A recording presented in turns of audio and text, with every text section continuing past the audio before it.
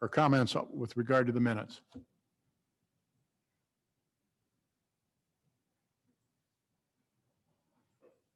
I'd make a motion to approve. Thank you, Commissioner Jurdevig. It's been moved to approve the minutes of September 8th, 2020 as distributed. Is there a second, please? Second. Commissioner Simmons seconds. Been moved and seconded to approve the minutes of September 8th, 2020. All those in favor, please signify by saying aye. Aye. Opposed? Motion carried. Thank you. Item D, the building permits. Building permits from planning and zoning and inspections has been distributed. Are there any questions with regard to the building permit activity report?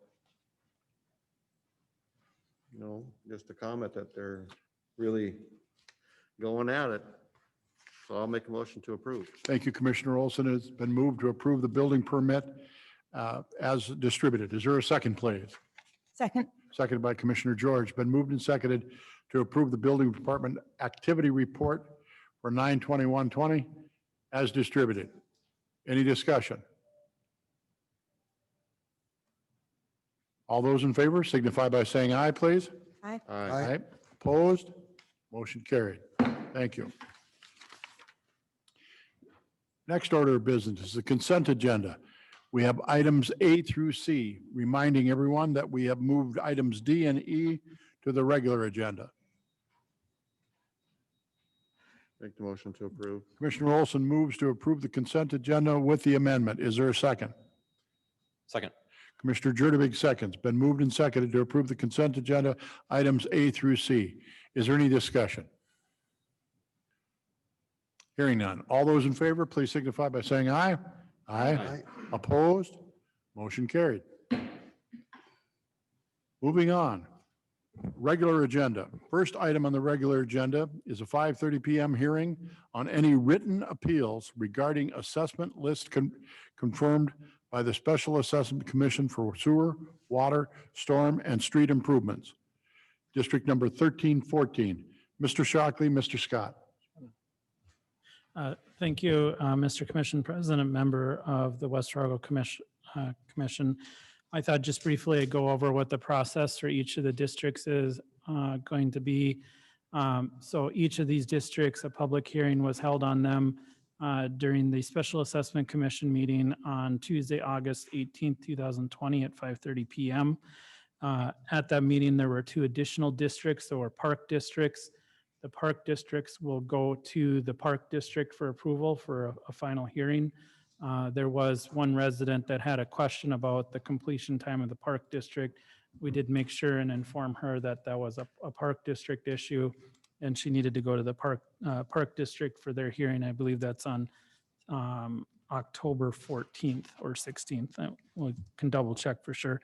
So the process under the Century Code is that the hearing before the Special Assessment Commission, any property owner within the property or within the district that has been assessed can make an objection to the Special Assessment Commission. Then they rule upon that objection. If they're not satisfied with the decision, they can appeal to the City Commission. To be heard by the City Commission, they need to have filed a written appeal. For the districts tonight, we really didn't have any objections for these districts at the Special Assessment Commission. That'll be different than the one that's coming up on October 5th, where we did have objections. These are all pretty straightforward assessment districts, but they would have had to have filed a written appeal to be heard by the City Commission. That said, if somebody does show up, I always encourage the City Commission to hear them. Just note for the record, they didn't file a written appeal, but really they should have filed a written appeal.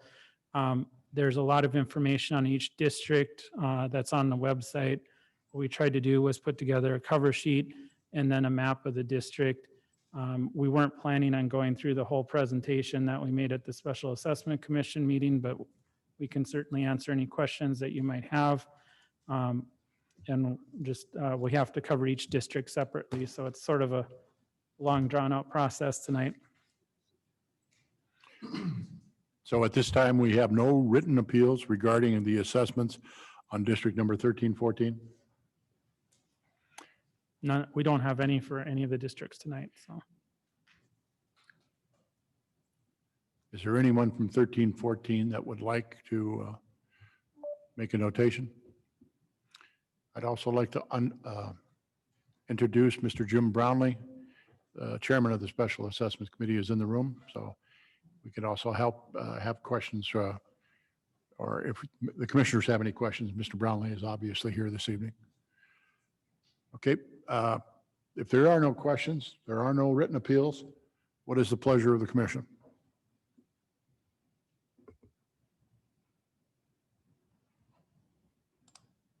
And I would move that we approve the assessment that's listed for District 1314. Thank you, Commissioner Olson. Is there a second, please? Second. Commissioner Jurdevig seconds. Been moved and seconded to approve the special assessment for District number 1314. Is there any discussion? Hearing none. All those in favor, please signify by saying aye. Aye. Opposed? Motion carried. Thank you. Item number 2, again, is a hearing of any written appeals regarding the assessment list confirmed by the Special Assessment Commission for sanitary sewer, water, and storm sewer, Improvement District 1318. Mr. Scott? Mr. Shockley? no Are written. there any written appeals for this? For District number 1318? Is there anyone from the public here with regard to 1318? Commissioners, your pleasure. I'll make a motion to approve. Commissioner Jurdevig moves. Is there a second, please? Second. Commissioner Simmons seconds. Been moved and seconded to approve the sanitary sewer, water, and storm sewer improvement district for 1318. Is there any further discussion? Hearing none. All those in favor, please signify by saying aye. Aye. Opposed? Motion carried. Item number 3 is a hearing of any written appeals regarding the assessment list confirmed by the Special Assessment Commission for infrastructure replacement for District 3002. Mr. Shockley, Mr. Scott, are there any written appeals to this one? No written appeals. All right, thank you. Is there anyone here in the room that would like to speak on Special Replacement District 3002? Commissioners? I'll move to confirm the assessment list. Thank you. Commissioner Olson, is there a second, please? Second. Commissioner Jurdevig seconds. Been moved and seconded to approve the infrastructure replacement for District 3002. Is there any further discussion? Hearing none. All those in favor, please signify by saying aye. Aye. Opposed? Motion carried. Thank you. Item number 4 is a hearing of any written appeals regarding the assessment list confirmed by the Special Assessment Commission for storm, sewer, water improvements, and District number 4065. Mr. Shockley, Mr. Scott, are there any written appeals to this? Is there anyone from in the commission room that would like to speak to District number 4065?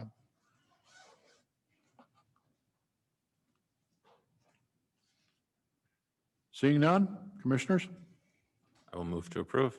Commissioner Jurdevig moves to approve. Is there a second, please? Second. Commissioner Olson seconds.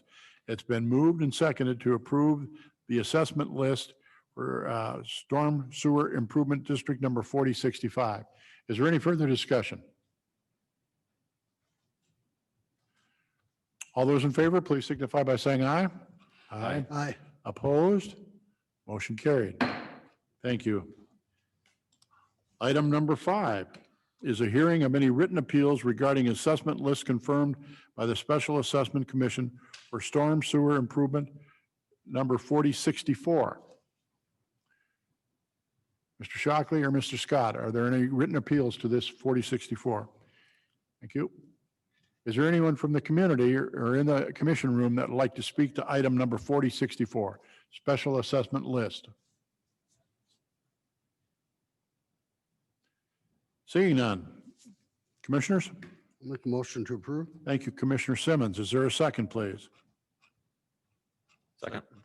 Commissioner Jurdevig seconds. Been moved and seconded to approve the assessment list confirmed by the Special Assessment Commission for Storm Sewer Improvement District 4064. Is there any further discussion? All those in favor, please signify by saying aye. Aye. Opposed? Motion carries. Item number 6 is a hearing of a written appeals regarding the assessment list confirmed by the Special Assessment Commission for Street Improvement District number 2240. Mr. Shockley or Mr. Scott, are there any written appeals on 2240? Thank you. Is there anybody in the commission room or from the public that would like to speak to Street Improvement District number 2240?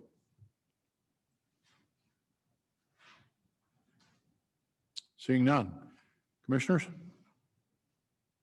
I'll move to confirm the assessment list. Thank you. Commissioner Olson, is there a second? Second. Commissioner Jurdevig seconds. It's been moved and seconded to approve the confirmed list of the Special Assessment Commission for Street Improvement District number 2240. Been moved and seconded. Is there any further discussion? Okay, hearing none. All those in favor, please signify by saying aye. Aye. Opposed? Motion carried. You are an agreeable bunch tonight. Item number 7 is an enterprise grant request for Ferguson's Book and More. Ms. Lauren Orchard, Economic Development Director, City of West Fargo. Good evening. Good evening. Thank you, Commission President Dardis, and good evening, Commissioners. Before you is an enterprise grant application from Ferguson Books and More, which is an independently owned new and used bookstore looking to expand into our community. West Fargo's enterprise grant program reimburses 50% of capital improvement costs up to $75,000 for projects that transform and extend the life of commercial property in West Fargo's downtown mixed-use district. Ferguson's Books and More has proposed to fit up 1,200 square feet of vacant space in the Pioneer Place building on Cheyenne Street, just north of Thunder Coffee. The applicant has provided quotes for eligible costs for fit-up that total $83,215. The 50% reimbursement offered through the enterprise grant would pay up to $41,607.50 out of the Economic Development Sales Tax Fund, which still has $525,000 of uncommitted funds that have been earmarked for enterprise grants. I do want to point out that in your packet, you were provided with 2 pictures of bookshelves that I'm going to find. Just give me a second here.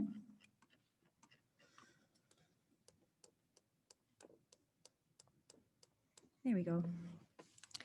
From the applicant to represent the difference this grant would have on their ability to develop the vacant space in the Pioneer Place building. The top picture, which you see before you, shows the investment they could make with this grant versus the investment they would likely make without the grant in the bottom picture, which is just here.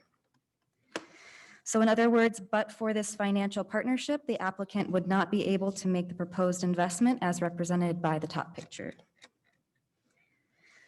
The Economic Development Advisory Committee considered this application at their September 15th meeting and unanimously recommended approval by the commission. I too would recommend approval of this grant application due to the transformative nature of the project within the targeted district and the applicant's ability to meet economic goals set within the West Fargo 2.0 plan and enterprise grant guidelines. The applicant was unable to attend this meeting due to a family engagement, but I will do my best to answer your questions. Thank you, Ms. Orchard. Are there any questions? Commissioner George. Just a quick comment. I just want to say, I think this is the perfect use of these funds. I love the idea of supporting a smaller individual. Personally, myself and my family is very excited to see this business go in. Thank you, Commissioner George. Any additional questions of Ms. Orchard?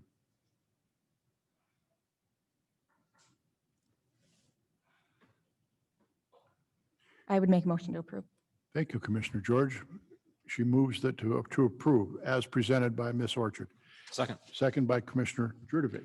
Been moved and seconded to approve the grant request for Ferguson Books and More. Is there any further discussion? Hearing none. All those in favor, please signify by saying aye. Aye. Aye. Opposed? Motion carried. Thank you. Thank you, Ms. Orchard. As I had indicated earlier in the commission meeting, from the consent agenda, items D and E have been moved down to the next order of business. And the first order is item 7A.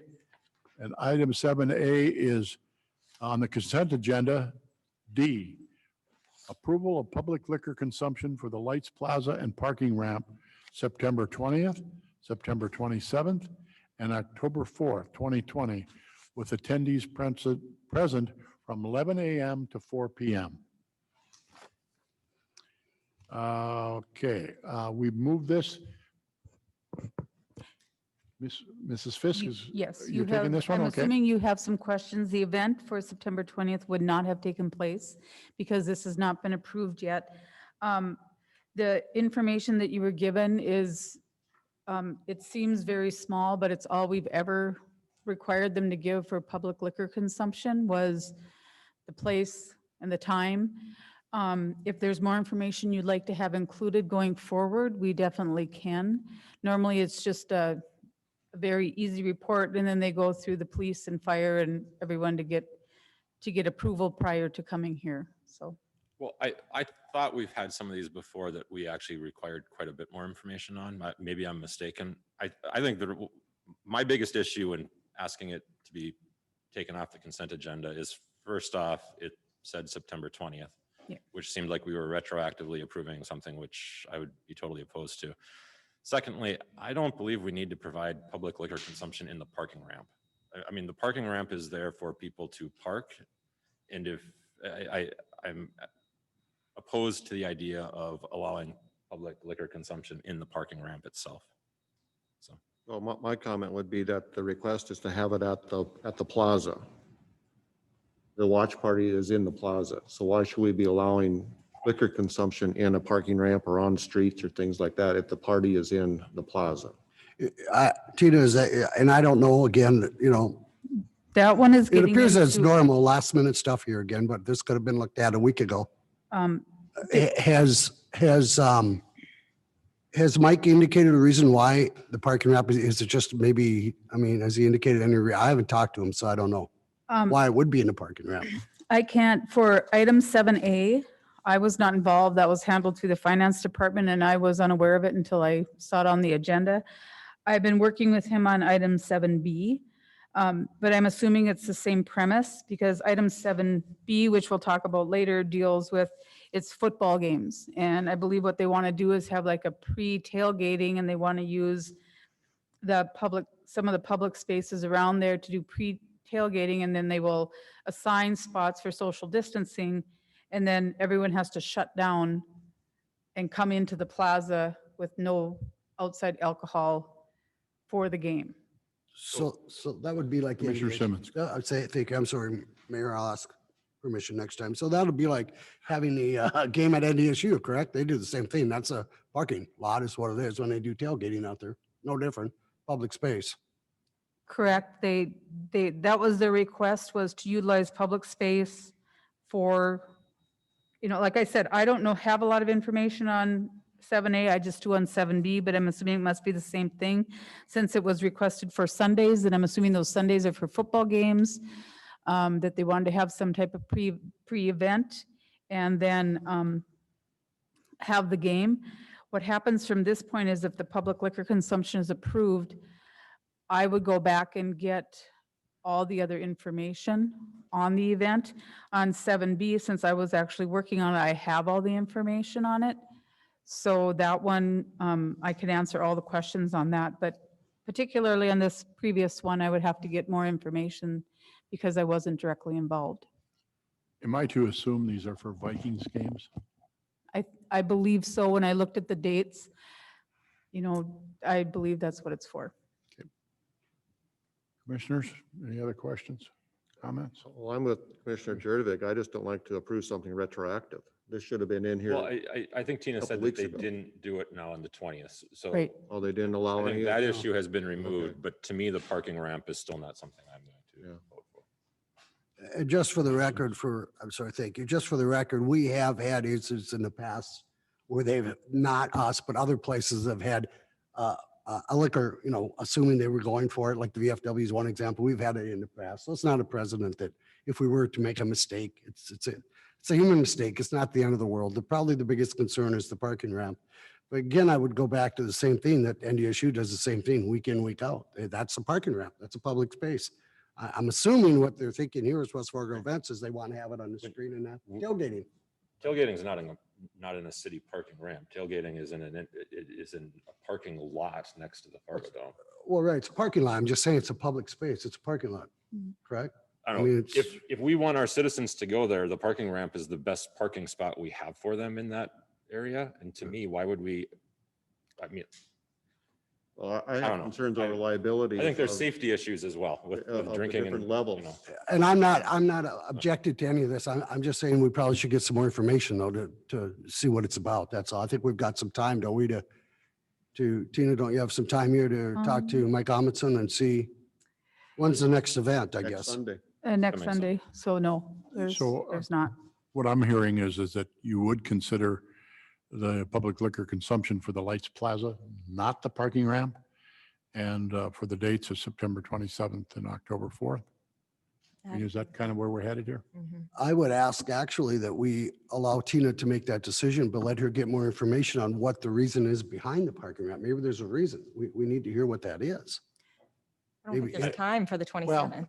I guess from my perspective, I would be opposed to Okay. allowing liquor consumption in the parking ramp. I don't think that's the purpose of that structure. One can only assume at this point that, part of the tailgating experience is the intimacy and the proximity of fans of like supporters. That's kind of a big social event. And considering I'm looking out over these great people here tonight with masks on, I'm not sure I want to be a part of that. I mean, it's tough enough for us to administer things within the plaza and, the protocols that we have to put forward to West Fargo events and staff and all of that. So whatever's your pleasure, it is on the agenda. Anything that's on the regular agenda is an actionable item.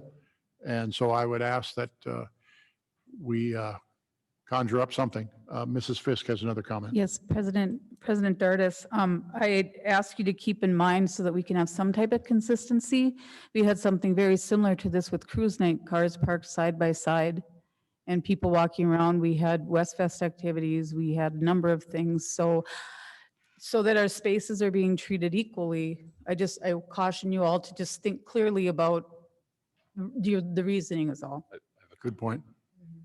Commissioner Jurdevig. And I think since I've been on the commission, we have approved other public liquor consumption licenses for street, for street parties and things like that. Mhm.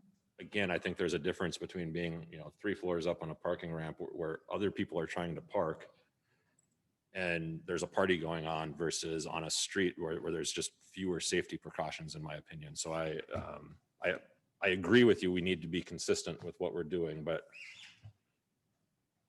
that's my view on it. With this parking ramp, are people, like you said, are people going to still be able to be driving in and out and parking during this? I mean, not enough that is information a for us to valid know. Well, concern. that's what I'm saying. There's not enough One information. would only assume, Yeah. again. I'll make the motion to approve just liquor consumption in the Lights Plaza, not the parking ramp, because we don't know enough and we don't have enough time by September 27th to make a decision as a commission. I'll Is there a second. second, please? Second. Commissioner George seconds. Commissioner Olson moves. Been moved and seconded to approve the public liquor consumption for the Lights Plaza for the days of September 27th and October 4th, I just have one question. at 11 a.m. to 4 p.m. Mr. Jurdevig, discussion, please. One question would be, do we need to approve it? Because West Fargo Events has a liquor license for the plaza. Like they We do wouldn't have. all kinds of events that involve alcohol out there today. So it doesn't, I don't mind voting yes for that motion, but I'm not sure if it is necessary. Well, again, you raise a great point, Commissioner Jurdevig, but because it is all public space, all city-owned space, I think it's important as pointed out by Commissioner Olson, that we do delineate that if we do approve it, but not for this. Okay. Okay, I'm good with that. any more discussion? President Dardis, Yes, just for Mrs. everyone's Fisk. information, the liquor license held by West Fargo Events covers the entire plaza space. And so they already have that ability to serve alcohol during their sponsored events. Because of the permit that they already hold, I'm assuming they brought this forward on this particular one because they wanted to include the parking ramp, and that's the public consumption portion. And as the motion reads right now, no. No on the public parking ramp. Any further discussion?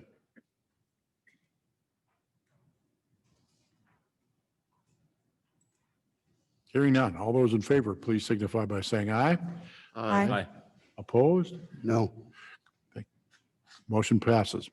Thank you. Item 7B. Item 7E is 7B is the transfer of consent agenda item E, and that's the approval of public liquor consumption for the Lights Plaza and parking ramp October 3rd, 2020, with attendees present from 7 a.m. to 6:30 p.m. That timeline and the date is obviously the Bison game against Central Arkansas. And I have, from my understanding and looking at the map, this now also includes the surrounding streets. Yes. There is, in the information that I forwarded to you, there's a street closing permit that's already been ran through police and fire and public works and so forth, with a map that shows the areas that they plan on having that they're requesting, the street surrounding and the parking garage. That has been approved by the PD, fire, the different entities, and brought back. Along with that, there's also, they had to send in the letter requesting public liquor consumption. And then they have to work with me on all the COVID protocols as well as their application for noise so that we can track that as well. So all of those items are in transit. The noise relief application has gone through planning and myself, but I have not gotten into the police department yet. Is this the same issue though, where there's not another meeting prior to this? Correct. Correct. I mean, and Again, the tailgating experience, there's a lot of great West Fargo folks and the surrounding area that have invested seriously in their tailgating trailers. And obviously, this is the purpose of closing those streets and allowing those trailers for the tailgating experience, because their grills are in there and all of their goodies. So I certainly understand why they're asking for this. Questions of Mrs. Fisk or comments? Well, Commissioner Jurdebay. just a comment, going back to the consistency item, I'm okay with the public liquor consumption on this one specific to the plaza and the roads that are documented in the map. Once again, though, excluding the parking garage. So if Thank you, sir. there's no Additional, other Yeah. comments, No, I agree. I mean, if we know that those roads are closed off and people aren't driving in and out and coming and going during this period of time, I think it's okay. But right, we have the unknown with the parking ramp. So maybe we can make a motion to state that. so does Mrs. Fisk, the question, has there been any discussion with the police department or whatever with regard, because the one street is in front of the ice arena, is it not? Yes, it is. Is there a tournament or, I mean, have we contacted the West Fargo Public Schools with regarding any activities or practices or what's dealing with there? They don't show that road as being one that they would block off.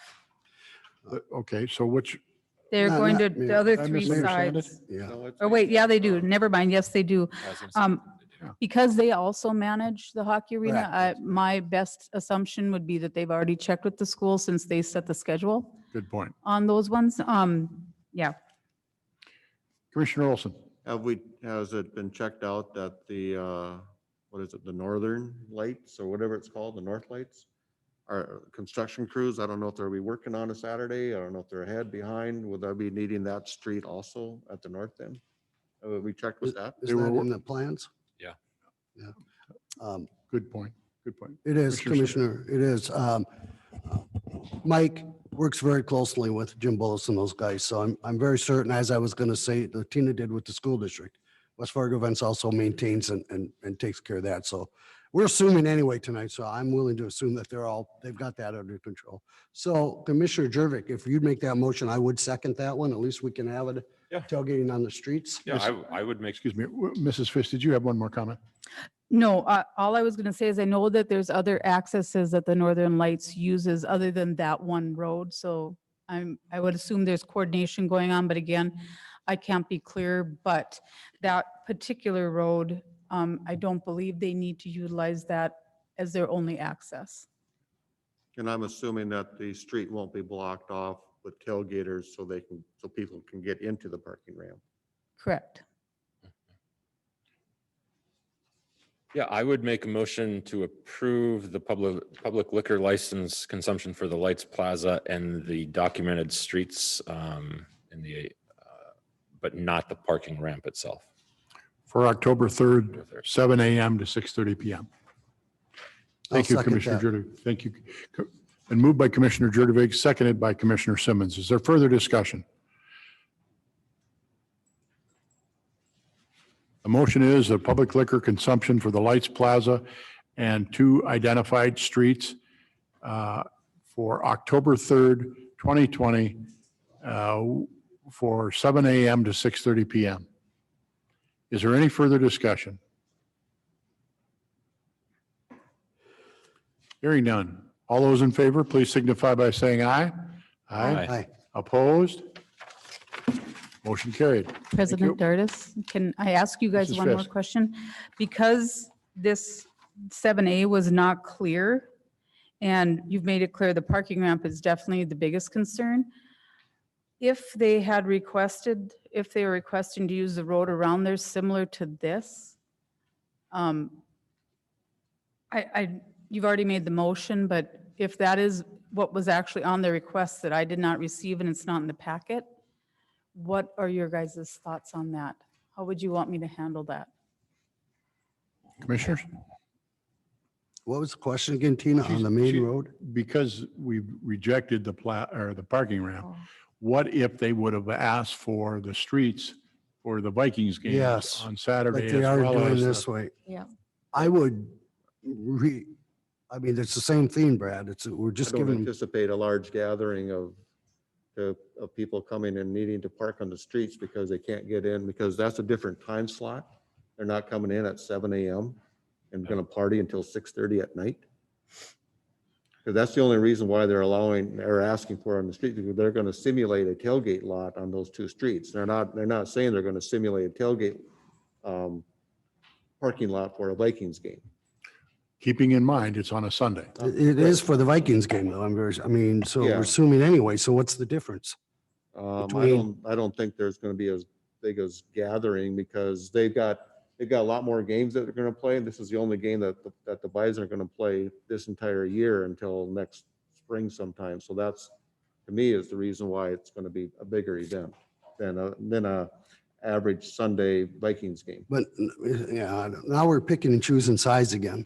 I mean, we're not being very consistent with what we're Well, doing. they're selling tickets to come to the Bison game. They're not selling tickets to come to. But the- again, we're still not being consistent with what we're doing here. I mean, either we've allowed it, now we're saying, no, it's just a different game. It's just a different venue. It's the same process. And we're dictating that process. And I don't think that's what we should be doing. I agree. I do agree the parking ramp would be an issue because of safety. I totally agree with this. But on the other hand, I think that if they can adapt to it and turn it around and put it on the street and be the exact same thing we just approved, how can we say no to that? I would be okay with that. So they're gonna, just want to think this through. So they're gonna shut down the tailgaters when the game starts on the streets and make them come in or leave. They would have to do the exact same thing we made them do on item 7B. Exact same thing. Just a different, instead of the Bison, it's the Vikings playing, that's all. Different teams. But in And the their- issue happens to be better right now, but Maybe they'll get a bigger pull. My point is it's inconsistent to do one and not the other. That's all I'm saying. But in the additional information that you sent to us just before the commission meeting, Tina, what were the protocols that they're, for the Bison game, they're only going to let people be on the street tailgating for so long, and then they'd have to disperse, come and watch the game and not, and leave their tailgate? That's my understanding of what the emails that I sent you were saying, is that they plan on opening it up, running the tailgating, and then then everyone comes on the plaza and it's whatever's happening there, and there's tickets and spots, and they're going to have protocols in place and things like that. So May- based on the attendance at the last couple of Vikings games, have they needed to have space? Is people asking them to be able to tailgate on the streets before a Vikings game? Because I wasn't part of this, I can't answer that question. I'm sorry. I wish I had more information for you. Can we make a motion to make that contingency for 7A? Don? Well, it's already been voted on. I think you'd Okay. have to make a motion to reconsider. So Commissioner Simmons has a point. Okay. First, okay, let me get to that one in a second. The first point I was just going to make is that when the conversations I've had earlier with Mike was that it was going to be the same setup as NDSU. So when, like NDSU, when the Bison shut their parking lot down, you're done. You can't go back there. Right. Same situation. I think Tina just met with the same situation. So that answers On that. Sunday, for the Vikings game, would we need to have, based on Yeah. people coming there, would we need to have allowed tailgating on the streets? So, I mean, a comment would be, I agree that we need to be consistent. So I agree with Commissioner Simmons on that, but I think we're getting caught up in a hypothetical. We don't even know if West Fargo Events wants to do tailgating. And so we're like, we can't pre-approve all their events going forward but based off of just an assumption that they're going to do it one way or another. And I think that we're getting into a weird spot when we're making that assumption that that's what they want to do. The timing of those events is from 11 to 4 versus 7 a.m. to 6:30. I feel like we're making an assumption, and I don't think as a commission we should get into the habit of guessing what people want in an approval and approving it. I think we should approve or not approve what they ask for. Just my 2 cents. Yeah, but this whole 7A and 7B has been under assumptions. That was my point when I started. It's all under assumption. Well, I'm not under assumption. I didn't want them in the parking ramp. So that's pretty clear because they asked for it. So I guess I'm not sure I'm making an assumption. And I'm just not, we shouldn't assume what somebody wants in a public liquor consumption license and guess and make an approval based off that, in my opinion. But if they asked for it, I would agree that we need to be consistent. So I agree with you on that. So how can we give them the opportunity to ask for it? That's the problem here. That's where we're sitting with that opportunity. Well, you could say consistent with what we've authorized on the item 7A. Okay, so we have to go back, though, to revisit that. I have to make a motion to go back to revisit that one. Correct, John? Well, Only if you change that first one to match the second one. If you have the second one match the first one, you do not have to have a motion to reconsider. Mrs. Fisk. Yes, if you read the agenda item in the packet, I just pulled it up here. It says for the 20th, which is irrelevant, 27th and 4th, this event is not expected to flow into the adjacent streets. So I apologize, I should have read that before I asked you to reconsider, because that's the comment they have on here. Although that might be an assumption that if we're using the parking ramp, that they're not going to flow into the street without the parking ramp. Yeah, they probably will. Tina, I'm sorry, but only because I need to hear you say that last. I couldn't hear you. Oh, I'm sorry. Well, it's my fault, not yours. On page Um, 20 of I don't have In my, your agenda packet, there is the request, and it says that they are requesting public liquor consumption for the following Sunday dates at the Plaza and parking ramp. The dates are September 20th, 27th, October 4th, with attendees from 11 a.m. to 4 p.m. This event is not expected to flow into the adjacent streets.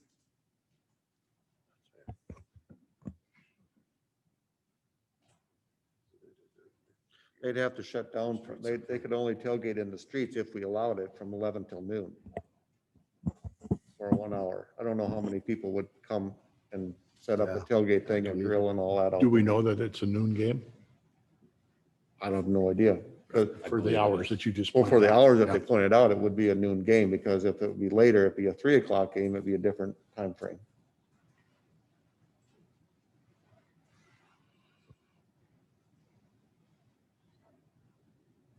Okay, so let me look back here. I guess it is what it is at this point, isn't it? We're not going to be able to do a whole lot about it. They do have.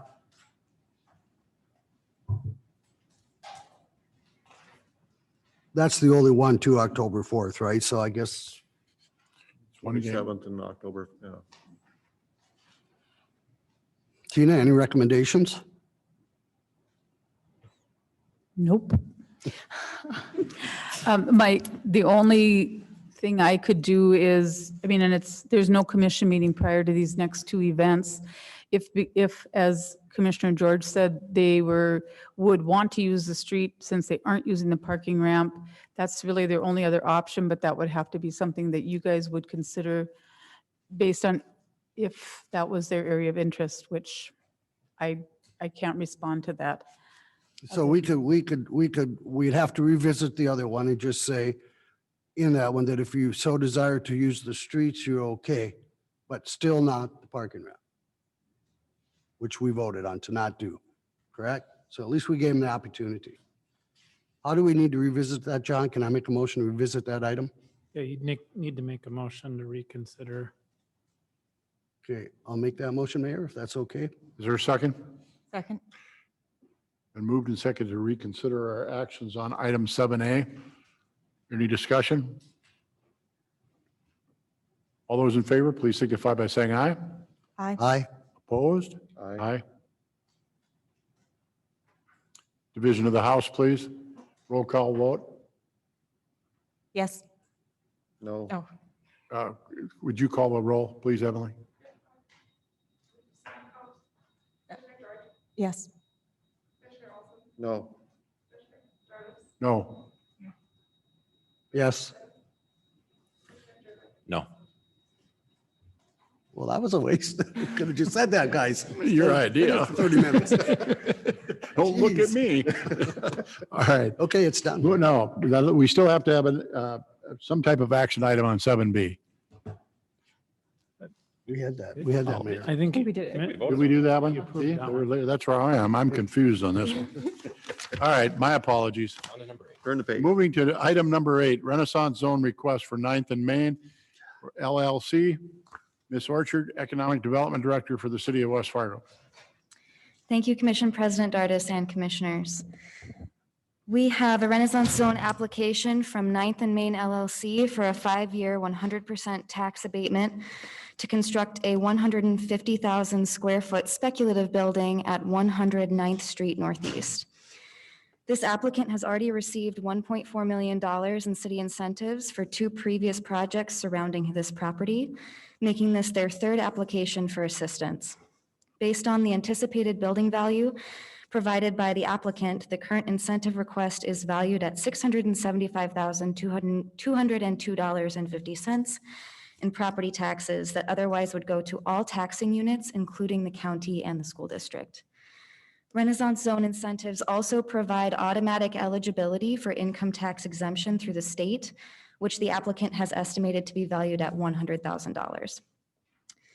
The applicant has stated that this investment would occur without the incentive, therefore failing the but-for test, and the speculative nature of the building means that the economic impact is unknown. A recommendation for denial was brought to the Economic Development Advisory Committee at their September 15th meeting. The applicant was given the opportunity to present and claimed that their previous applications had implied that they would return for future incentives.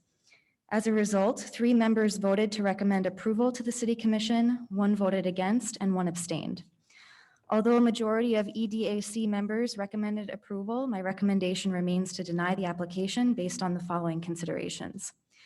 First and foremost, the application continues to fail the but-for test, which is the foundation of all incentives. If the development will occur regardless of city involvement, a tax incentive can be calculated as a loss with no apparent public gain, which is particularly impactful in a tax abatement in which all taxing units are affected. Secondly, the building will likely be a warehouse distribution facility with cold storage capabilities, which is a use restricted by the City of West Fargo Renaissance Zone guidelines. This restriction on warehousing is to ensure that tax incentives are used for projects that support diversification within the local economy and produce sales tax, neither of which can be accomplished through a warehouse distribution building. If the applicant claims that this is not guaranteed to be a warehouse distribution center because it is speculative, then that leads me to my third point, which is that speculative buildings are not supported by city incentive programs.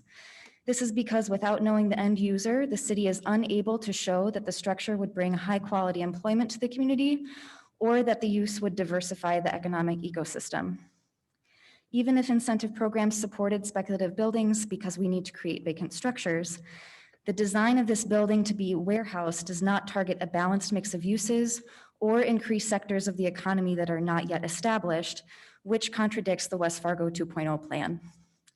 Fundamentally, warehouse distribution is a healthy and growing part of our economy that is not in need of upstart capital.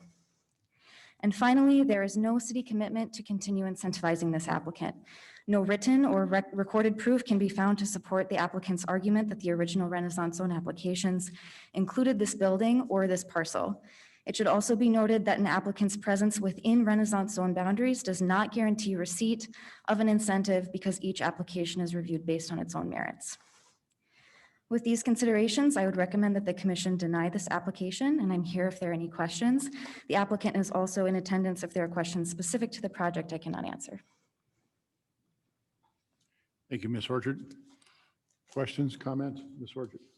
Just George? a quick comment. I think when we're talking about handing out incentives, it is so important, the but-for question. If you can't, you know, if you would do it anyway, we don't need to be handing out incentives. That's the bottom line for me. There are, Mayor, Please. there are circumstances here, Commissioner George, that, you know, you knew, so you weren't aware of when we did this original process. And part of that was the commitment that we made, I guess I'm going to assume, because I know I did, that we would be given the grant to fulfill this whole project. So when you ask the developer now or whatever to say, well, would you still do it? He has no choice. He's third phase into a multi-million-dollar project. What I do wonder about is Lauren, I've never honestly, in all the years I've been on the board, hear somebody speak so negative about a project. And I remember asking you a couple of weeks ago, would you listen to the committee? And they voted 3-1. I'm wondering why they voted 3-1 when I know that you went in with your attitude to them.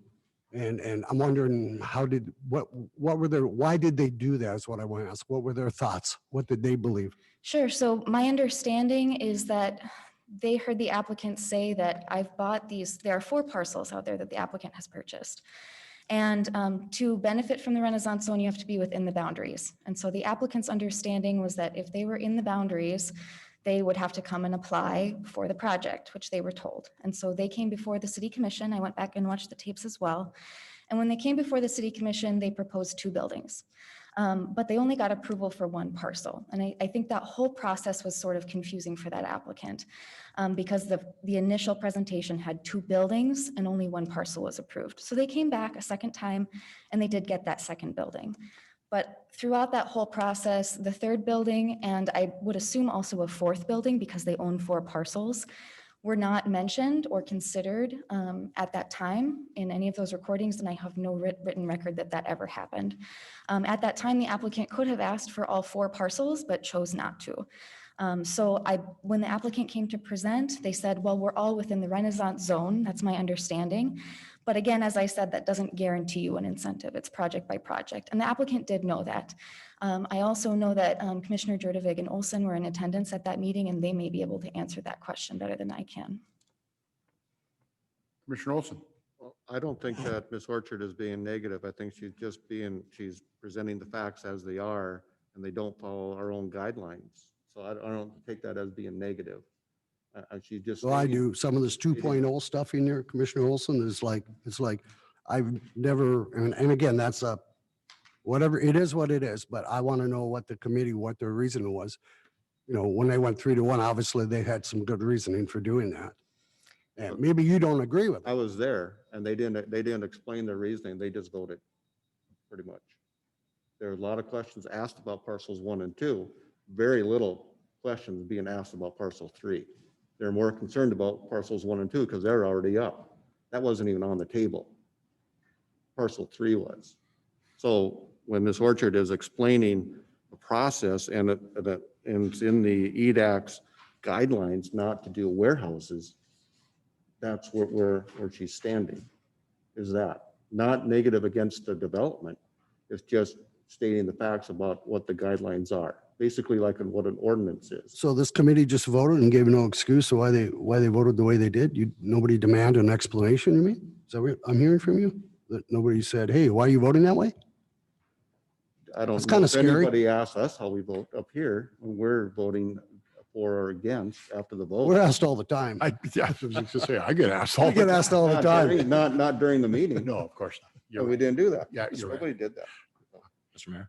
if I can. Yes, please, Commissioner Jurdovic. My 2 cents, I agree with Commissioner George on the but-for test and with yourself. I also think, incentives are there to get the ball rolling. And I think it's important to point out that the taxpayers of West Fargo have already provided 1.4 million to do just that. And it got this project going. It's a successful project so far, from my understanding. They have already successfully leased out, for the most part, those 2 buildings entirely.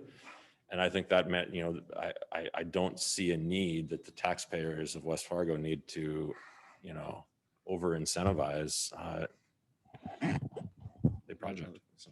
Commissioner Olson. With our Renaissance zone, is it set in stone that it has to be 100% tax abatement for the full 5 years, or can there be any variation in between? There can be variation. That is not what the application requested. And I would say even with the variation, all of the points that I hope I've made this evening would still remain true. I think there's room for variation if there is still some level of benefit to the city, but we want to scale that benefit. But in this case, I'm just not seeing the benefit in order to scale it.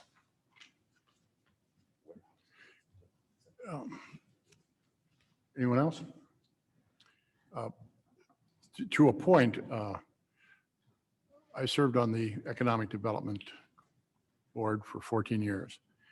When this first started, this discussion first started, at that time, our Economic Development Director, Mr. Matt Marshall, certainly wanted the entire parcel in a Renaissance zone, contiguous. And because that's part of the state commerce's protocols, is that you have to have that. So early in those discussions, the idea was that the entire parcel, because it was an owner developer, was to include that entire parcel in the Renaissance zone, eligible for Renaissance zone funding. And that being said, I know for a fact that there was never any thought that because it's the same owner, same developer combination, that only a part of that would be excluded, if you will, from being eligible for Renaissance funding. Now, you raise a good point, Ms. Orchard, on the warehousing element of it.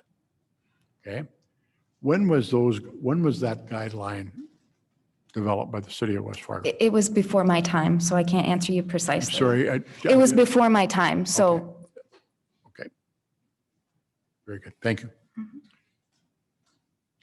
That's all the points that I wanted to make, is that, the intent of the Economic Development Board and the city of West Fargo was to approve the entire parcel. Now, to Commissioner Olson's question about, the term, as per the request, a 5-year term, or, 100% of those improvements for this parcel. It is at our pleasure to decide if we wanted to do that. Obviously, the applicant is asking for 100%. The applicant is here in the room. Would the commissioners like to hear from them, or we keep all of it? Please. Introduce yourself, please. Good evening, commissioners. My name is Levi Arneson, and I am one of the members of the ownership group that was here, and I believe I spoke in front of most of you last year on this development. I know it's not written down, there's no paper trail, but I stood here before you last year, and at the time, I believe that lot was a single lot. Per zoning, per building permits, that lot was divided into 4 different units, at which point we made our financial commitment to become members on that property, while also applying for a Renaissance zone application for the parcel. All this was happening kind of all at the same time, which was approved. And I stood before here requesting buildings 1 and 2 be approved. I sure as would have applied for the other 2 buildings at that time, knowing we'd be here today. However, we were only building building A and building B at the time. We know there's a risk build on spec. We know all this stuff. We're not going to flood the market with empty vacant space. I'm happy to report that both facilities are going to be full with pretty premier tenants. I cannot disclose who will be in the south building, but the north building is Ryer Logistics, who has a large contract that will be benefiting the local area in the entire state of North Dakota. The south building will be providing a substantial amount of jobs to the community and should be a great benefit to Fargo, West Fargo, and the surrounding area. And hopefully that news will be able to be released later this year. I am on the last week of lease signatures this week. They want to be operational by March 1st. So lease should be executed this week. With that being said, this middle building is the exact same building as the north building. It's 50,000 feet shorter. It's just a little less than length. But it helps draw national tenants. And one of my points being with the Renaissance Zone as a Kickstarter, Ryder Logistics wanted to be in Jamestown. That is their logistical hub for their territory. They requested that I go out to Jamestown and assist them in acquiring land and building a building for them of larger size than what's in West Fargo.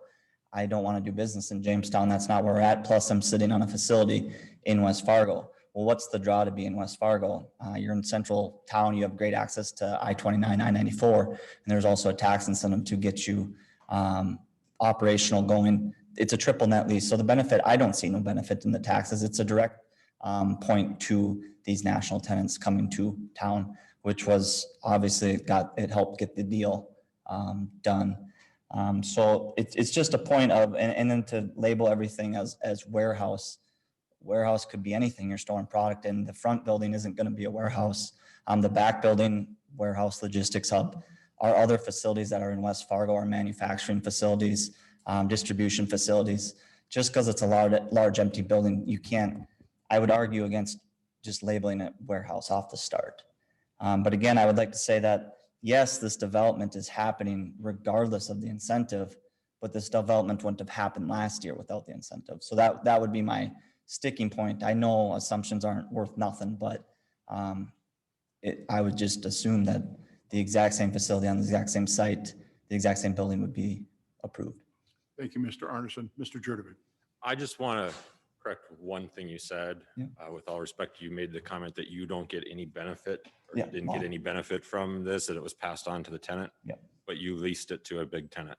I So you misspoke. absolutely got a. Absolutely. A just wanna benefit make for sure me to, yes. And not, I'm not saying I'm not appreciative of the benefit. It's not like I'm pocketing. the I extra understand cash. that, and Yes. I just felt like. Yes, the benefit was I just- very helpful to pass it on to help us. Commissioner Simmons. Thank you. Mr. Anderson, I realize that some of this is pretty case sensitive for you, so I get that, but I want you to realize that we're about to do here isn't looking that great. Mhm. So if there's any, not naming specific names, with, is there's anything that you can give to this commission to say what type of tenants these are, or a little bit more specific to help us determine just how much that is truly helping our city? Because as of now, Lauren, doesn't seem like it's going to help a bit. Could I make another suggestion? Yep. Rather than, because it is sensitive when you're leasing, understand that. Could you tell us approximate jobs or the salary ranges. That will give There you you a go. better I'm fine. indication of whether it's just warehouse help. I don't have salaries. The north building, roughly 20 to 30 jobs. The south building's gonna be well over 100. It's quite a grab bag whether this building's gonna be at least manufacturing, logistics, or what have you. I have worked with a few different manufacturers that wanna be in this facility that wanted the north building, but it was leased up at the time. So in there, that's manufacturing jobs where I would say you're starting at $15 to $20 an hour with a manufacturer's salary, 50 to 100 jobs in and around there. So, and there's going to be substantial parking to satisfy those workers. Thank you, Mr. Arneson. Yep. Any additional questions of Mr. Arneson or Ms. Orchard? Ms. Orchard has a comment. I do want to clarify that we're very appreciative of all of the past investment that this applicant has made. And we're appreciative of this investment because we know it will happen regardless of your decision today. And, you know, if I knew the job salaries, to me, it is less about the quantity of jobs as it is the quality and how much the incentive is making the quality of the jobs that we're offering to our community members, how much we're enhancing them. And unfortunately, speculative buildings make that an impossible determination. And that's why we don't incentivize speculative buildings. I don't have that written in the guidelines currently, but I do have written that warehousing is not something that we can apply for with Renaissance Zone. So I just want to clarify that it's not that we're not appreciative of this investment, it's that we know it will happen anyway, and we don't know what our incentive is going to be incentivizing as far as job quality or how we're helping develop that parcel. So I just wanted to clarify those points. Thank you, Ms. Orchard. Additional questions? Ms. George? Just real quick, so so the public is aware, so this is $675,200 and some dollars of tax incentive money. If this is approved, will not go into the community. They're going to do this anyway. Correct, and that is to all taxing units. It is not just a city implication. You're making this decision for the schools and the county and all other taxing units. That's over a 5-year term. Correct. Again, Mayor, I'll just go back to what you were referring to, the meeting years ago that we had. And I do recall through the EDC that the assumption was that, you know, we were going to give to all these phases. It just wasn't in writing like it should have been, I would imagine, at the time. But I still don't believe that we as a city should go back on our word on everything. I guess if you commissioners don't want to give it all, I would make a motion that we do a 50%. Would that at least, I mean, we're talking some jobs here. You're talking, you know, holy crap, we just gave $40,000 to open a business that's a bookstore that's going to probably hire 3 or 4 people. We're talking 150 jobs here. We're talking, I mean, this is a whole different ballgame, and this is what we're supposed to be doing. That's what the economic development, the tax, sales tax, that's what our citizens wanted when we voted that in to do this stuff. Ferguson's Books is a very small individual, and they did answer the but-for question. They would not be able to do the project to the extent that they're going to do it without that grant. Excuse me, I have a motion on the floor. I need a second. I'll second it. As a commission-style government, the president of the commission can make motions and second motions. And we've had that researched by Mr. Shockley. So I will second the motion for the purpose of additional discussion. So it's been moved and seconded, moved by Commissioner Simmons, seconded by myself, to award a 50% of the request of the Renaissance Zone application. Any further discussion? Is that for the full 5 years? I just want to make sure we're clear that for the 5-year term. Yeah, we just go half of what they asked for. But for the same term? But 5 for the years? same term, I'm okay with that. Is there a discussion on that? We have a motion. So he clarified it's for a 5-year term at 50% of the value of this tax incentive. Is there any further discussion? Commissioner George? The 50% doesn't matter to me. They're going to do it anyway. It's still robbing tax dollars for the community. I don't think our constituents will be super thrilled about this incentive being passed out. But one more Please. thing. Thank you. Commissioner George, you keep doing that but-for option. he didn't have the opportunity to do that, but for the first phase, we, and I believe truly myself, are under the assumption, I think the mayor does too, that we were going to give him this. So there's no but for to ask now. He has no choice but to go forward. So now we're framing him. What kind of a business, what are we sending to our businesses with something like that? Too bad, we're saying. Exactly. I don't disagree with that. I don't think most of the businesses need the incentives, so. May I ask a question? Mrs. Fisk, do we have on record with what the valuation is of these improvements that Mr. Arneson and his team have done?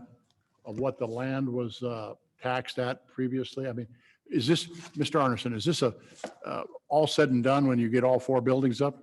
Is this a 40 or $50 million? I believe Mr.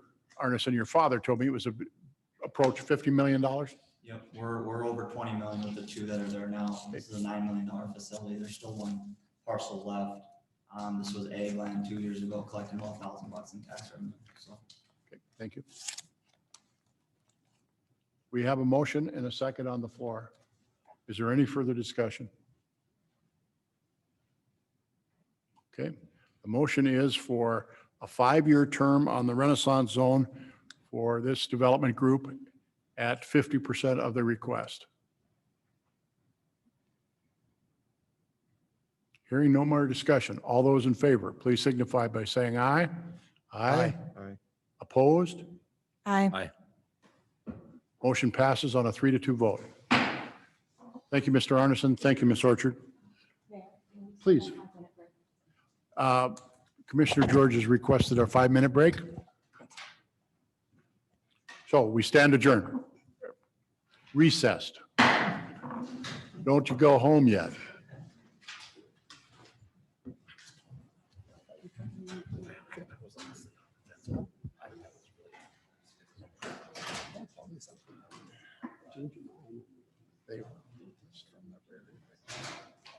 I was in the wrong. I mean, different people, different board. I understand that.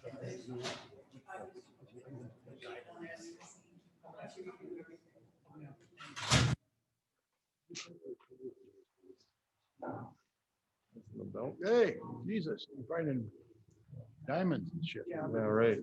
Somebody, your American flag? Oh, you got it. It's pretty similar to what, yeah, it could be an earring or it could be very similar. You're right.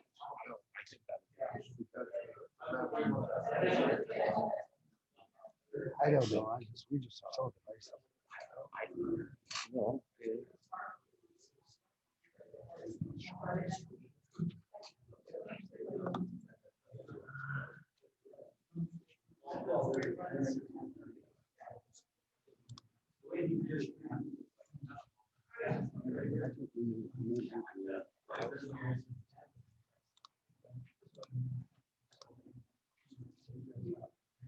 Well, we should. Well, I think I got the idea now. So.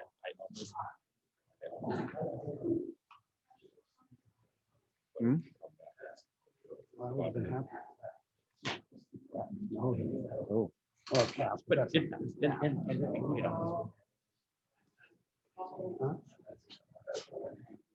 You need a recess. I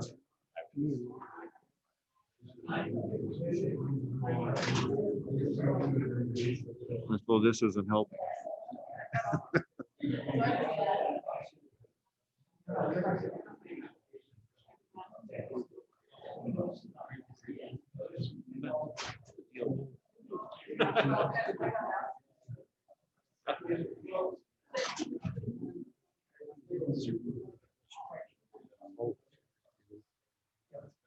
Love you all.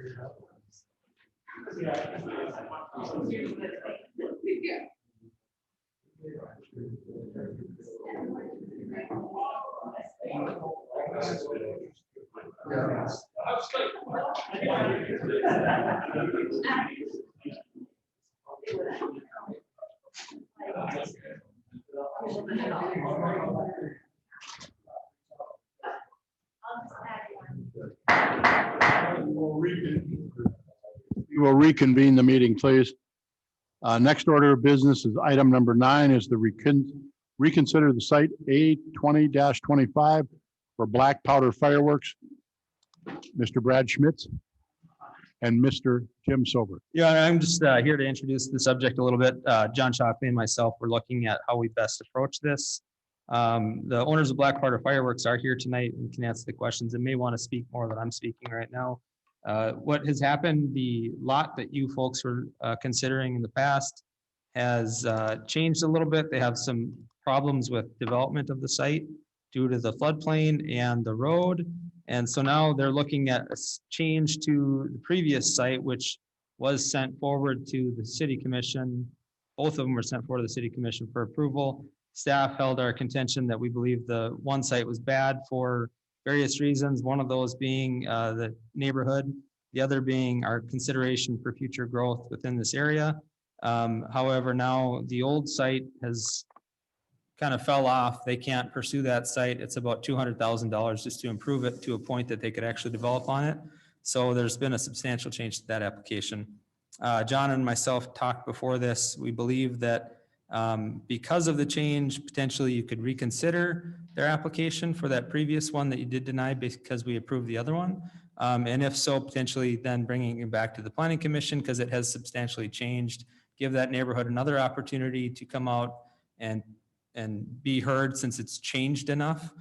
See if there's any concerns that they might have with that and then bring it forward again to the city commission. So we're adding a lot of steps, but a lot of changes that have come at this group for no fault of their own, simply because of the diversion coming through this area. So with that, I'd leave the floor to the applicant and answer any questions you might have. Ms. George has a question for you, Mr. Sober. Yeah, just quick question. Who then is putting in the access road? Not us. Is Black Powder is Black Powder Fireworks willing to put the road in? So my name is Brad Schmitz, President, Dardis, Commissioners. Yes, we would be responsible for the road. And once we saw that that other road was going to be significantly more expensive than we anticipated, we thought, well, if we're going to have to build a road at our expense, we want to be it on the site we want it to be on. So your brilliant idea of coming in from that north side, I didn't even think of that. And it's a perfect plan. I feel like it's a win-win for everybody. We can be on that site and be far enough. I think we're plenty far away to address the concerns. And yeah, we're just trying to, make lemonade out of a lemon in this situation. We don't want to move but if we're going to have to move, we want to have the best possible access in the best location. And that's why we're back here asking the commission to reconsider. Thank you, Mr. Schmitz. Additional question from Mr. Jurdovic. So it would appear that this location is kind of, if I'm thinking of it correctly in my mind, kind of sits between the two, I'll say farmsteads that are out there. I'm not sure they're farmsteads, but there's kind of two properties out there. It sits pretty close behind the one. Have you talked to the owners of those two properties? Okay, so there is one site out there, and that would be the north parcel right beneath the 4 on I-94. And that guy's, yes, I did talk to him today to alert him as kind of what we were doing. And, I let him know what we're doing. He didn't really say, that it was a big deal, but of course he'd have his time to, it sounds like the planning and zoning to raise any concerns he has. So, but today he didn't have any that he raised to me, but that's the only farmstead out there. The rest are parceled off, are just vacant pieces of land. And then that black box is where we used to be. Or that was not where we used to be, but where we wanted to go. And then Willow Creek is to the south of that. So Matt Folstead is a gentleman, and he's the one that would be, would have probably the most concern. There's nobody else out there. Mr. George. Then to reconsider this legally, can I just make a motion to reconsider or make a motion to approve? How do we go about doing that? Yeah, so I don't think that we could approve it tonight because it's substantially changed. So we want to have it go back to planning and zoning, just so none of the neighbors can challenge if it's finally approved. And so my recommendation, along with the city planner, is to make a motion to reconsider and then send it back to planning and zoning for a hearing on the changed application. Okay, I would make that motion then to reconsider. Thank you, Commissioner George. Is there a second? I'll second. Commissioner Simmons seconds. Been moved and seconded to reconsider site A20-25 for black powder fireworks. Is there any further discussion of Mr. Schmitz?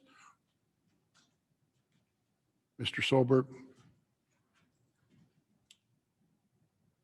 Hearing none. All those in favor, please signify by saying aye. Aye. Opposed? Motion carried. Thank you. Item number 10 is the approval of a conditional permit allowing for an accessory building greater than 1,000 square feet in a residential district located at 4709 3rd Street East. Mr. Solberg, Planning and Zoning Director. Thank you, Your Honor. If you recall, we had brought this back to City Commission. Well, I forget the date of the last meeting that you had heard it. We had brought it back because the application was denied at Planning and Zoning Commission. They brought it to City Commission for appeal with some changes, and it was sent back down to Planning Commission, where it was approved on September 15th, 2020. We did have some comment from the public on that. They reduced the size, if you recall, down to 2,000 square feet from 2,200. They changed the building type to match more with the home, including residential siding and residential exterior. As you recall, we talked a little bit about size at the last meeting. What we determined was the City Commission, or the Planning and Zoning and City Commission had approved previously in this neighborhood a 2,100 square foot accessory structure that was not built. So the largest one in the neighborhood right now is 1,632 square feet. So this would be 368 square feet larger than that. So the applicant at the meeting pointed out that this was just an additional 10 feet on the backside. And at Planning Commission, I pointed out that precedent would have given us the direction to approve 2,000 square feet, given we've approved 2,100 square feet. However, since there's not one built to that size, it's certainly a perception that we have not yet approved that one that is that size. So I do feel the applicant has gone out of their way to provide and demonstrate that they will build this in the likeness of their primary structure, and the amount that they're going to is not excessive because of what we've approved in the past. With that, the Planning Commission approved this with a 4-1 vote and is forwarding it to your body for consideration. So I'm available for any questions, as is the applicant. Thank you, Mr. Soberg. Questions from Mr. Soberg? Mr. Jurdevig. So from my understanding, there are some restrictive covenants in this neighborhood that limit it to 1,000 square feet, correct? We've been given copies of those restrictive covenants, copies of pages. We've been not able to determine that the homeowners association is active. So So I got a phone call from one of this property's owner's neighbors last night. And from at least what I was told is that in the absence of an HOA, that those covenants renew every 2 years. I mean, that's supposedly what's in there. I did not see that for myself, but that is his understanding. So I guess from my perspective, I really struggle when you buy a property and there's rules in place to protect your neighbors, and then you want to violate those rules and the neighbors have issue with it. I struggle to approve this, I guess, personally. Well, and just for clarification, the city doesn't have jurisdiction to enforce covenants. Covenants are private agreements between property owners. And just because the city gives approval, zoning approval for something, doesn't mean that the property owner is excused from complying with the covenants. They still may have consequences from the neighboring properties. The neighbors may bring suit. That's sort of a separate deal that's not in the city's consideration. In other words, they sue them, I suppose. Fair enough. I still might bring it into my consideration. Commissioner George. Personally, I am a big believer on individual property rights, and as long as you're doing something that, is attractive, it's not obnoxious. I think that's a very nice building. I think it actually will add value. I mean, it adds value to their property, I would assume, and I don't think it would be too big of an eyesore for the neighbors. So I would, I think, I go back to property rights, property freedom, so I think I'd be okay with it. Additional comments or questions of Mr. Soberg? What is the action that we would be doing tonight? Approving the conditional use. I'll make sure.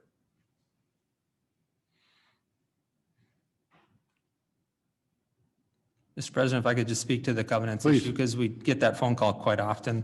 The city staff does not enforce covenants. We don't review covenants. I don't answer questions on covenants other than just quasi-legal advice on how people can do a little bit better job of managing their HOA. So we've had a lot of that discussion with this neighborhood, a lot of calls in this neighborhood in particular. There's a lot of buildings in this neighborhood that are above 1,000 square feet that we've all reviewed as conditional use permit. We oftentimes don't get into the realm of aesthetics. This is one of those few areas that we do. And the simple thing that we have done in this is we try to make sure that they follow the neighborhood standard. And in the neighborhood here, standard is build it just like your house, make it look like your house. The rural residential district of Nelson Acres, it's kind of less rules over there, and there's a lot of big metal buildings in there. The neighborhood here is probably going to get a little bit more restrictive within their own means and probably form an HOA because of some of this. We actually have another one that got applied for that's for a 2,200 square foot accessory structure in this same neighborhood next month. So they really should get moving, and we've told them that if they want to control the aesthetics of that neighborhood, they should do that on their own. Thank you, Mr. Soberg. No disrespect, Commissioner Jurdevig. I'm just explaining the. I appreciate those comments. I understand that.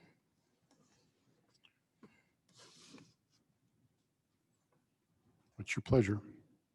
I'd make a motion to approve. Commissioner George makes a motion to approve the conditional use permit for an accessory building greater than 1,000 square feet in a residential district located at 4709 3rd Street East. Is there a second? I'll second with the two inclusions though on there, the two recommendations. I mean, I guess it can go both ways, but I like to at least try to stay with, I guess if Plant P and Z, they're the ones that are doing all the looking at it. So as far as the property rights go, Commissioner George, I also believe that the other owners have property rights too. So I mean, you can throw that out either way. And I do care about them, but I'll second that motion with the two conditions. A motion and a second. Is there any further discussion? The motion would be to limit it to the 2,000. Correct, with the two other conditions that are on here. building material usage. A 15-foot sidewall.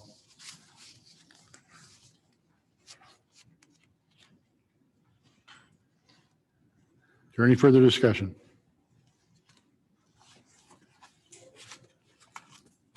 All those in favor, please signify by saying aye. Aye. Aye. Aye.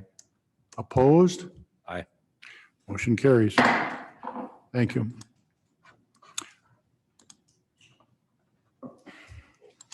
Item number 11 is the second reading of rezoning of lots 11 through 12, 19 through 20, and 22, 31 on Block 1. Lots Lot 2 through 22 on Block 2, and all of Block 3 of Burlington Addition, and all of Burlington 4th Edition. From a planned unit development to a residential 1A, single-family dwelling, and R1, 1 and 2 family dwelling district. Mr. Sober. Thank you again, Your Honor. We have not received any comments, so there is no proposed changes from the first reading. I'm asking for the second reading to be held tonight. Thank you. Commissioners? I'll make the motion to approve the second reading. Thank you, Commissioner Olson. Is there a second? Second. Commissioner Jurdovic seconds. It's been moved and seconded to approve the second reading with regard to the Burlington Edition and Burlington 4th Edition. From a planned unit development to a R1A, single-family dwelling, and an R1, 1 and 2 family dwelling. Is there any further discussion? I would just have one, Mayor. We Please. haven't gotten any comments, Tim, on this at all from any? Okay. Good Okay. enough. Additional comments, questions? This is just to clean up what we had missed before, right? Yeah, we're making a confusing situation and a situation where they couldn't actually get a formal permit a lot better here, so. But we're going from a PUD, just to be clear, which Just means for the everybody single gets their family though, input. just for the single family and the twin home. So it's really the PUD just never went into the detail on this. They looked at the whole site as a PUD and just sort of ignored the low density residential in there. What we're doing is zoning it. We could have done PUD and done detailed development plans on each one of these and done district standards, which was never done, but there's no need for it because they meet the R1A district standards and the R1 district standards. Additional questions or comments? All those in favor signify by saying aye. Aye. Opposed? Motion carries. Item number 12 is a discussion on the vector control. Mr. Pryther is here from Vector Control. Here's Ben. Good evening and welcome. Thank you. The reason what we obviously requested is you've been involved in the media here recently with some events that took place with mosquito control. So Yes. we wanted to invite you in to talk to us a little bit about that, so we better understand Sure. what transpired. Well, thank you, Commission President, and thank you, Commissioners, for giving me some time today. Obviously, the events of August the 26th have been well documented and published throughout media. I do have some few notes and some comments on that. This application was in best management practices and was completed without error. Just today, we were informed by the North Dakota Department of Environmental Quality that in their investigation that was concluded that there was not anything, quote, out of line. So that from their determination, all permits and processes throughout the specific event that occurred met their parameters. They formerly were of the North Dakota Department of Health. As you're probably aware, they have been branched off from that. We do file permits as well as the city of West Fargo for these types of aerial applications. That said, there are 2 pending investigations occurring still within the North Dakota Department of Agriculture as well as the Minnesota Department of Agriculture. I have zero expectation that we will find any fact that there was something that occurred negative or something that was in error from the pesticide application. It has been the same process, same protocol, the same procedures as we've had over the past 18 years with these aerial applications. And furthermore, the justification for that specific day is purely science-based. We do a detailed investigative surveillance network that I feel is one of the best in North America to make sure that we are following thresholds and again, these best management practices to the best of our ability when it comes to both nuisance level conditions and disease surveillance. And that said, we had a 5-year high in terms of those trap thresholds. So unfortunate series of events. It behooves me to mention that there is some question about whether or not the product actually was the cause of the loss of the monarchs. I'm unable to prove the negative in that type of scenario. It is actually illegal for me to, under North Dakota Central Code, make claims that false or misleading statements in regards to pesticide applications. So those are a misdemeanor if I were to make statements that said, oh, there's no way we didn't, there was no non-target effects, because there's almost no way that I could prove that. However, in consultation with folks at CDC, EPA, the American Mosquito Control Association, they're all kind of doubtful that there was a direct causation correlation. I'm willing to accept that blame and move on with the discussions on the merit of whether or not this was a good application. But to date, this is the first, incident of this sort that we have seen with these particular applications. Certainly an unfortunate incident, whether that be as part of the mosquito operation or not, but clearly something that is being looked into in detail. So Ben, Yes, sir. so before you go on, there must be some scientific theory or reasoning or some, what, In terms of like what more, in terms of what happened to the monarchs. I Yeah, found so- in my driveway. And Yeah, and that, before. they do die on their own, right? We all know that. They do migrate and they do have different cycles that occur. It's not one monarch that makes the complete round trip in that journey. But there are the specifications of the aerial application and the products that we're using is actually very highly technical. It's not me hanging my arm out the window with the squirt gun, kind of deal. These are, $2 million aircraft that are, have spray systems that are, universally kind of standard and mosquito control applications and other agricultural type procedures. And the thought process there is the dosages of the droplets that are coming out are really, really designed to specifically cause harm or hazard to the mosquito-sized insects. So you're talking, things that weigh maybe a half a gram of total mass, whereas a monarch butterfly or a dragonfly or any other beneficial bee or anything like that, in theory, should not have an adverse effect. Or if it would be a temporary, non-lethal type of situation. So when we're looking at the specifics of these types of application and what the departments of agriculture and environmental quality look at is, was the applied rate correct? Were the parameters and the environmental conditions correct? And furthermore, CDC and AMCA reviewed our best management practices and gave us a double thumbs up that it was worthwhile to endeavor with the application, but specifically we're unsure whether or not that there was a direct correlation with that. But that wasn't something that I was willing to defend. And I guess I realize that you're defending Vector, and I agree. I get that, but I'm just wondering out there, people must be saying, there must be a theory why are you just saying, or are they saying it's coincidental? Just happened, same day, same time? That's what the head of the Arbo surveillance unit for this Center for Disease Control in Fort Collins was leaning towards, and our technical advisor of the American Mosquito Control Association, Mr. David Brown, had wrote an op-ed in the forum for us in support. And it's very, we spray over beneficial insects frequently. Monarch butterflies are in the area pretty much all summer long for us. If this was a migratory issue that was specific to this scenario, maybe they were fatigued. Maybe there was challenges along that, but the general consensus is that the dosages as applied should not have a non-target effect for monarchs and dragonflies and some of those other things. I'm unable to dispute that there wasn't some sort of some causation there, but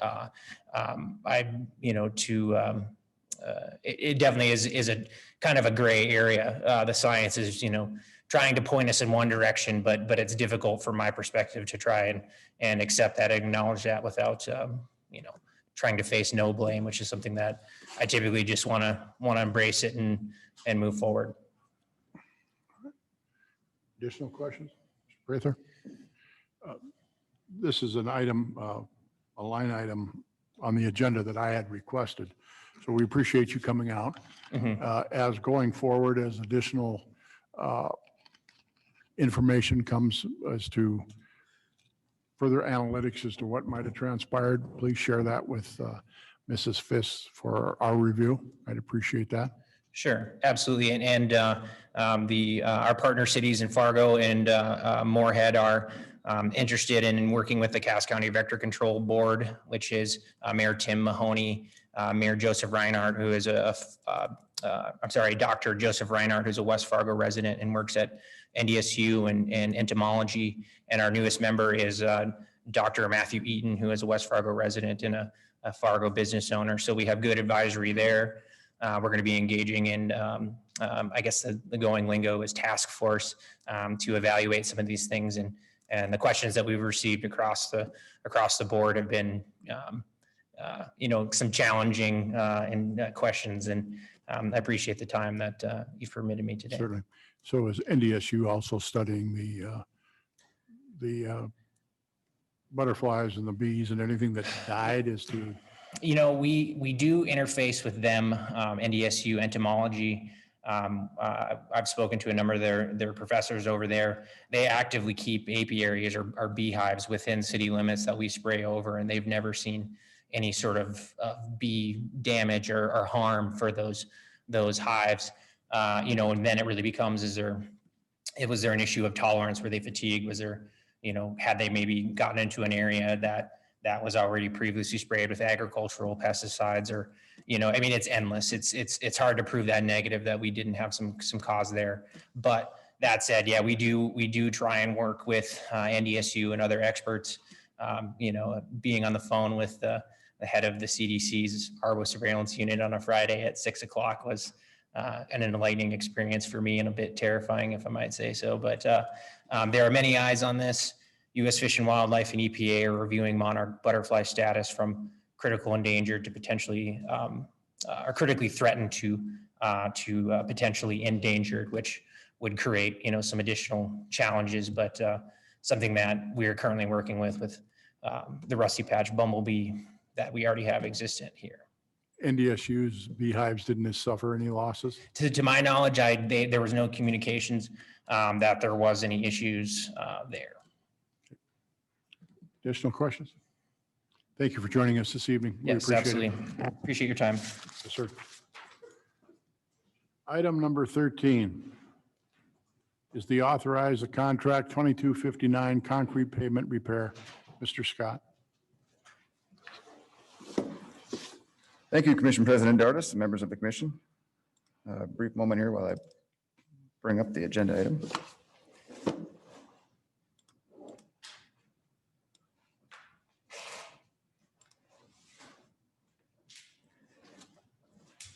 Okay. If you recall at the last meeting, brought forward the results of 3 quotes we received for the concrete pavement repair project throughout West Fargo. And due to the high estimate, we went back and we had gotten authorization from the commission to go back and negotiate with the lowest proposer, Key Contracting. And we did have a follow-up meeting with Public Works to determine the revised of scope and ultimately remove 2 locations. This was hinted at the last meeting. Ultimately, this resulted in Key Contracting revising their quote from $289,345 down to $213,830. And at this point, staff is going to recommend awarding the construction contract to Key Contracting. With that, I would open up for any questions. In their $213,000 bid, was there still continued substantial dollars for staging? You recall? I don't know how the itemized bid looks. I could certainly pull it up. If you'd just maybe drop me a note personally on that. Absolutely. Any questions from Mr. Scott? Just to make sure that the The timeline is to get it done by October 30th, right? That was the part of the bid. Correct, yep, and Key was still confident in moving forward with that. Certainly. Great question, Commissioner. Anyone else? I'll make a motion to approve. Thank you, Commissioner Jurdevig. Is there a second, please? Second. Commissioner Olson seconds. Been moved and seconded to approve the concrete repair contract for 2259. Is there any additional discussion? All those in favor signify by saying aye. Aye. Opposed? Motion carried. Thank you, Mr. Scott. Construction report. Mr. Scott. Well, the last few meetings, I've not reported on anything, and I think I haven't had much time to talk tonight, so I'm going to just give you a brief update that for the most part, we have about a dozen projects that are over 90% complete. We're just working with the consultants and contractors to get everything buttoned up this fall. We do have a few projects that are getting close to that point where they're, I don't know, at 75 to 90% complete. We do have a couple projects just getting started here now. The Wilds 20th is a big one. We have a project up off the diversion road where we are completing a storm sewer outfall into the diversion channel. So not a lot of activity, but again, just wanted to point out that things are still happening in the construction industry. It's just not, once you go through a couple of years of a Cheyenne Street reconstruction project, there just doesn't seem to be as much worth reporting on in comparison. So. Are any of your projects that are underway now and the various stages of completion, are any of them not going to make their deadlines for this fall and they're going to be carryovers? Well, there will be some planned carryovers. I understand planned carryovers. Correct. Anybody else coming up short? We have a couple contracts that I think are going to be a week or two past the original plan completion, but they've submitted reasonable justification for time extensions, things usually due to weather.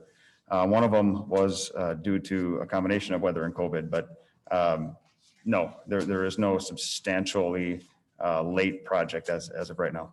The interest in the question, obviously, was how devastating COVID might have been to some of the workforce. So that's Absolutely. The purpose of my question. Thank you, Mr. Scott.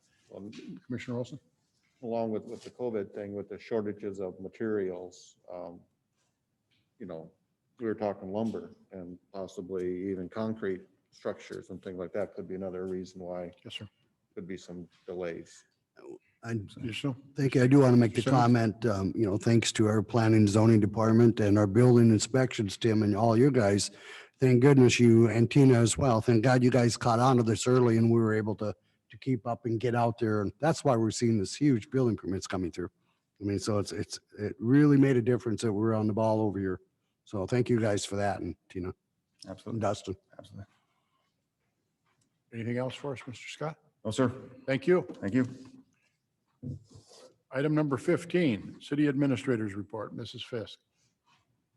At this time, I don't have anything for my report, but I would like to request that Melissa come up and give a report on the Census Complete Count Committee when I learned to talk. And she can give a small little report on events if she would like. Thank you. Oh, yeah, events, those happened. First of all, for the census update, I just wanted to report on the numbers, but the most important detail to share with you tonight is that the counting ends on September 30th. So September 30th is the last day to be counted, and we all know that each resident counted last census represented $19,100 in aid and dollars that came into North Dakota over that 10-year plan. So every resident is important. The state of North Dakota is currently at 64.7% counted. Cass County is at 70.7% counted. And West Fargo is at 79.2% counted, which is an increase in the last month in numbers. I'm happy to report this is 0.1% higher than the 2010 census results. And so we'll be looking for a push to maybe get us over 80% at least, but certainly COVID had a major impact this year. Beyond the census, I'm happy to report that Westfest has completed. We had a week of activities that included Taste of West Fargo at the Lights Plaza. There was a softball tournament on Saturday. The library put on incredible programming in the POW MIA Plaza on Saturday, showing off their skills to create a pop-up library experience. We had a mini street fair at our Sip and Shop, and the streets, once again, were busy with residents, but not too many residents, which is the delicate balance that we need to see. There was also a 5K and 10K race that went through the city. All in all, I would consider it a success for the year that we're in. We also had another successful cruise night the week of Westfest as well, that again was well attended based on the environment that we're in right now. And I believe that all the parties that put into cruise night were also happy with what we were able to execute this season. So thank you to Commissioner Simmons and Commissioner Jurdevig for coming up with that plan. Thank you to West Fargo Events for being a great partner in executing these plans for all of the events and putting them together. Thank you to the police department and the fire departments who are out there with their staff. A big thank you to my own staff who really do a lot of work the day of while I stand around and watch and am proud. And also thank you to the library under Carissa for the amazing programming that they did. So I would say it was a successful event myself. I might add, Melissa, with the cruise night, we actually had a very, couple special guests come this year from way out west. They actually trailered 2 vehicles, and at the last minute, they called us and wanted a spot for them. So Melissa graciously put them on the plaza floor. One was $500,000 vehicle and one was a $700,000 vehicle. Yes. And it was amazing. So In my kudos wisdom, I. kudos to everybody, Go there. Toppers and you and Mike and Yeah. West Fargo Events for putting it on, because it was simply amazing. Yes. To showcase those cars during COVID was amazing. Yep. So thank you all. Any other questions? Thank you. Thank you, Ms. Richard.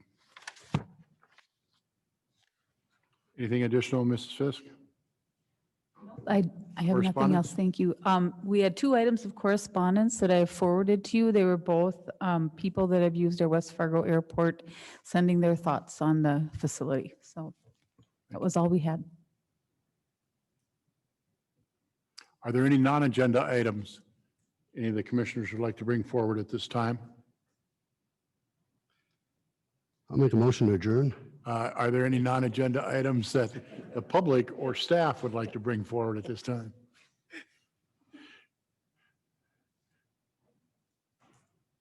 All right, Commissioner Simmons, Move to adjourn. is there a second? Second. Commissioner Olson, been moved and seconded. We adjourn. We stand adjourned. I know what you're doing.